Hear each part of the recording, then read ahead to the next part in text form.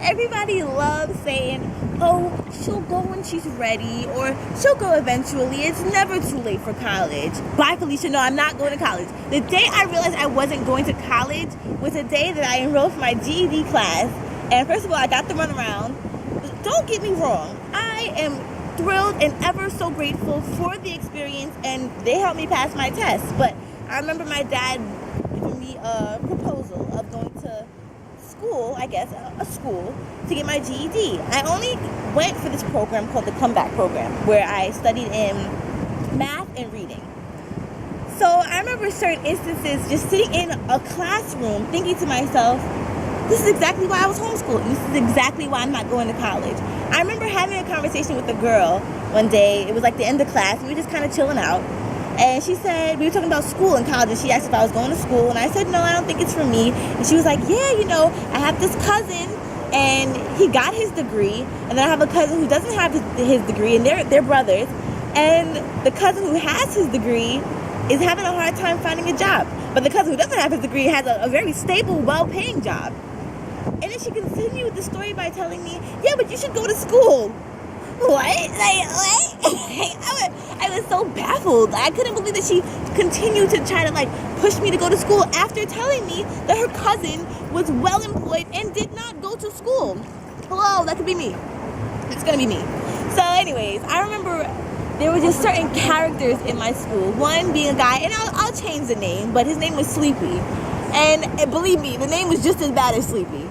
And he would sing in my ear during every class. If we sat next to each other, towards the end of the year or towards the end of the semester, I learned not to sit next to him. But he would sit next to me and hum in my ear. And it wasn't very good singing, by the way, I'm sorry to admit, but it wasn't that great. And he would just sing in my ear, and I'm like, I'm trying to learn math, what the heck? And then I remember there were several instances where there were almost fights, there were arguments in the class while the teacher was away. Now I'm talking about, I was probably the youngest person in the class. Sleepy was, I think, 18. So I was the second youngest person. Well, no, I was 18 at the time, I believe. Who remembers? I don't remember. Oh, no, I was 19, whatever.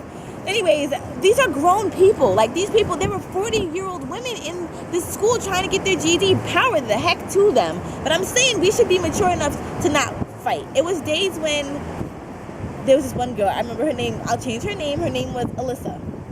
And Alyssa would stop the class to ask a question, which I'm sure that we all had the same question, but we just didn't want to stop the class because I believe the question was asked at least 3 times prior. But she would make sure she stopped the class and said, okay, so wait, in the middle of the lesson, the teacher would be talking, she'd be wait, it was ridiculous. It was a comedy of errors. It was this grown man who was trying to talk to me. So now I gotta go to school trying to avoid a 30-year-old man because I'm this little meek 19-year-old who doesn't want a 30-year-old man. I want to get my GED, not a man. I wanted a man, but I didn't want a man at my GED school. And there'd be times when I remember there was this guy, and I believe we had to take computer lessons at one point. Well, we did math, but on the computer. And this girl, one of the teachers in the computer class had a crush on one of the students, and it was this tension in the room every time we would go to computer class, where we knew that she liked him, so we would try to interact with him, and she would shut everybody out, no, focus on your work. It was crazy. But then she would literally hover over him and try to give him special attention, and I would need help on something how do I press escape out of this because I'm done, how do I escape? And she'd be all right, one second. So it was just crazy.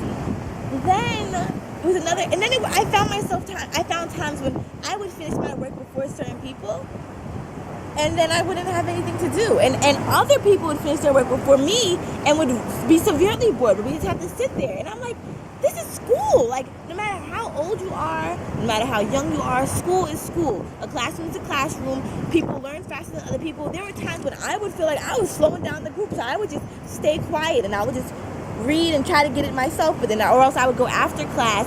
And you don't forget, everyone needs a teacher's attention. So if I needed help with one question, everyone had to swarm and be nice people. That's what they were. They were very nice people. Don't get me wrong. I remember I had this one friend, and I think she really helped me get my GED. We'd work together while everyone was in study hall talking about rap and all this stuff. We were there writing our papers together, checking each other's answers. I thank God for her. She was the bomb. I'll call her Lulu. Yeah, so believe me, it wasn't all bad. I am so grateful for the experience, but it was an experience to get my GED, and I believe the classes were it was only a 3-month class, but... What about the story with the teacher with the paper up her nose? Oh my God, okay. I was like, maybe I have a booger.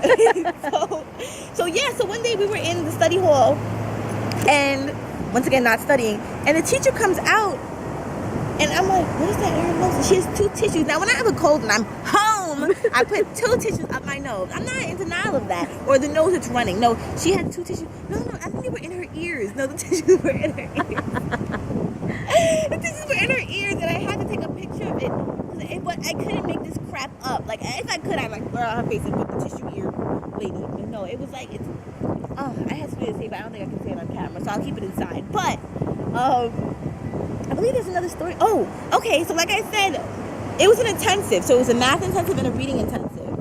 I didn't need reading, because I think I got the highest in my reading on my GED, so I didn't need to take reading.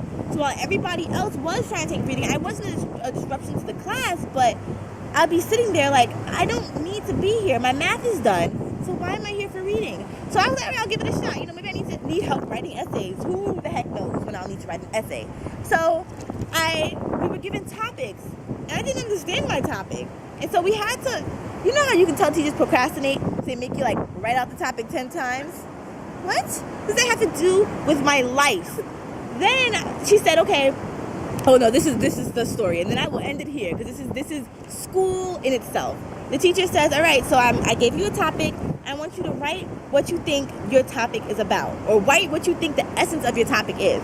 Great. So my topic, I found a way to make it about global warming. It was about global warming, but I found a way to make it about the environment. I'm like, great, this is all me, I got this. So I wrote it I wrote my topic down in detail. I wrote what I thought the essence was of the topic. So I'm excited, I get to read it out loud in the class, and I tell the teacher, and she says, no, that's not what it is. What? Like, the topic is what I think the essence is. How are you going to tell me what the topic is, what the essence is? I know the essence. That was a day I was blown. Like, you tell me to write what I think this is about. I write what I think it's about, and you tell me it's not what it's about. But you said what I think it's about. That's what I think it's about. And I'm pretty sure that my description of the topic was a good description of the topic, even if it wasn't what she had in mind. It was just so crazy. So that, like, after that, I was a rebel. I didn't care. I was on my phone. I was quiet. I was a quiet rebel. But I was on my phone. I was on Instagram. I was taking selfies.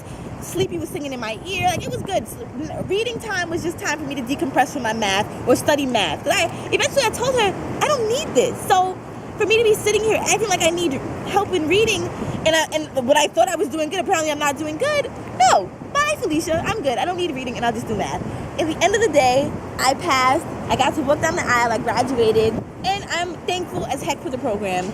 Stories like that help me grow as a person, mature as a person, and I remember just sitting in a room saying, this is why I don't need to be in college. I don't do the structure of the chairs lined up so militantly, I guess you could say. It's not for me. So for all the people who say, one day she'll go to college, yes, I agree. Let's practice this. This is how I respond to people who say that. Mommy, can you please? One day you'll go to college? Yes, one day. But in my mind, I'm like, that's out of here. I ain't going to no damn college. And that's the story of why I'm probably not going to college.